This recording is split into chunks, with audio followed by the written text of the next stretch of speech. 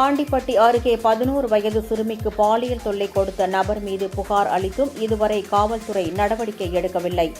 தேனி மாவட்டம் ஆண்டிப்பட்டியை அடுத்த வருசநாடு அருகே உள்ள கோவில்பாறை மலை கிராமத்தைச் சேர்ந்த தம்பதியர் சுரேஷ், ஷர்மிளா.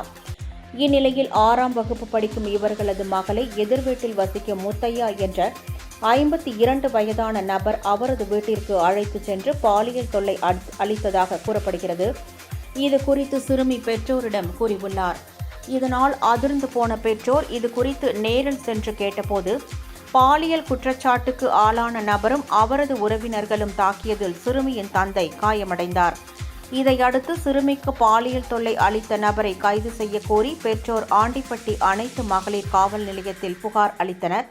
ஆனால் 20 நாட்களுக்கு மேல் ஆகியும் சம்பந்தப்பட்ட நபர் மீது இதுவரை நடவடிக்கை எடுக்கப்படவில்லை என்று கூறப்படுகிறது. இதை அடுத்து தேனி மாவட்ட ஆட்சியர், மாவட்ட காவல் கண்காணிப்பாளர் மற்றும் ஆண்டிப்பட்டி துணை காவல் கண்காணிப்பாளர் அலுவலகம் உள்ளிட்ட இடங்களிலும் புகார் மனுக்கள் அளித்தனர்.